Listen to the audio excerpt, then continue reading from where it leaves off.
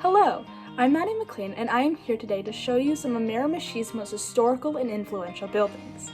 I've gotten the pleasure to work with some of the students from King Street Elementary School, and they will be teaching you more about some of Miramichi's historical buildings. I have also gotten the pleasure of interviewing Amanda Craig from Tourism Miramichi. So without further ado, let's get into the video. Historical Homes of Miramichi, I will be presenting several buildings that are part of our past. Some of these homes were built in the 18 and 1900s. Over the years, some have kept their style and form. By looking at these homes, we can see the skills and architectural talents that existed 200 years ago.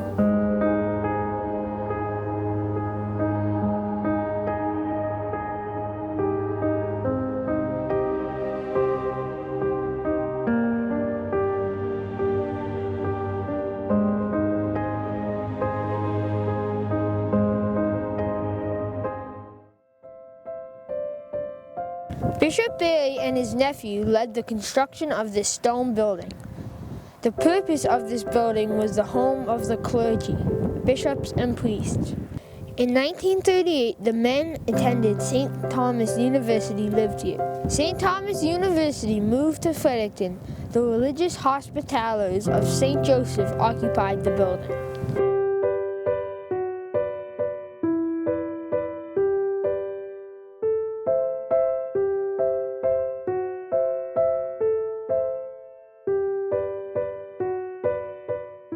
Here on the wharf, Green, Miramichi, New Brunswick, you will find a statue of the well-known Francis Peabody.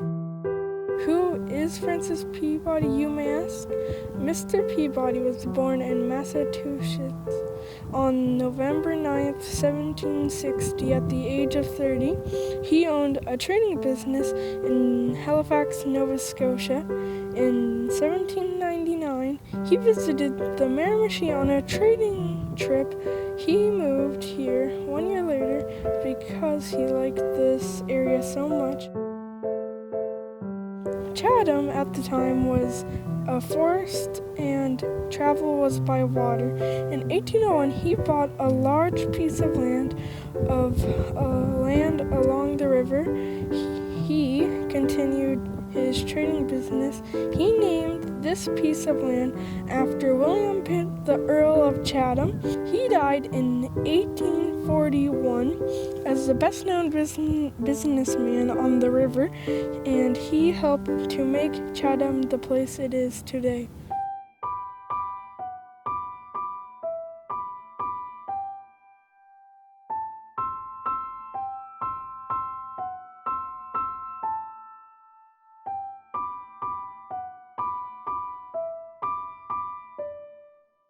My name is Amanda Craig, and I'm the Tourism Marketing Officer for the City of Miramichi. And my role consists of looking after the social media channels, whether it be Facebook, Instagram, Twitter. We started a new TikTok account, Pinterest, a little bit of all the different social media channels. I am also responsible for the product development side and looking at new products in tourism for the City of Miramichi as well. So my role as Tourism Marketing Officer is to oversee all the tourism products between Boys Town down to Escuminac and over to Tabasintac area. And so basically we will promote with the Miramichi Regional Tourism Guide. We have a brand new map that will cover the entire region as well, so that when visitors come to our visitor information centers, they'll have the information they need to be able to view everything that our region has to offer. So currently, we have quite a few exciting things taking place in the Miramichi region. Right now, coming up this weekend is the Miramichi Striper Bass Tournament. So that will be our teams division, but the tournament and the event as a whole runs the whole month of May. And we have over $100,000 worth of prizes that will go out to the participants. We have a teams division, an individual division, and a youth division. And the youth division is actually free. So that's great for anyone under the age of 17 that wants to participate.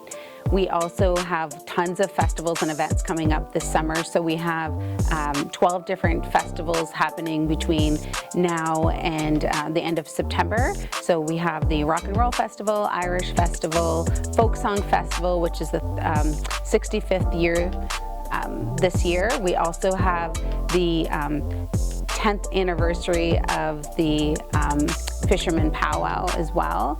And we have some new exciting festivals that are also taking place. There is the International Chalk Art Festival that will be happening in June. We also have a Kite Festival happening as well. And then the Busker Festival, this is the second annual year for that, all put on by the historic downtown Chatham Business District. So basically, we keep in contact with all the tourism operators throughout the entire region. And so that would include from up in the Boys Town area, which would be the New Brunswick Woodsman Museum, coming down through the Atlantic Salmon Museum, the Doak House. We have all the different outfitters that are along the way, and cottages. We have Storytown Cottages, For Nature Resort, Upper Oxbow, Miramichi Adventure Upper Oxbow. And then we also have everything that's within the city limits. So we have Ritchie's Wharf, French Fork Cove. We have the different walking paths at Strawberry Marsh, Waterford Green, and down to Scumanak Beach, and over to Tavis and Tack Chalets. With my position as the Tourism Marketing Officer, we get to partake in a lot of exciting things that happen throughout the region. So we have the Over the Cove zip line, which is the longest zip line in the Maritimes that I'm able to promote. We also have different tubing experiences. Azaid Hashi has his Miramichi River boat tours, and tons of people come from all over to hear the stories of the Miramichi River. We also have the Menipanogyug Heritage Park, that shows 3,000 years of artifacts that have been located there and the stories of the Indigenous people.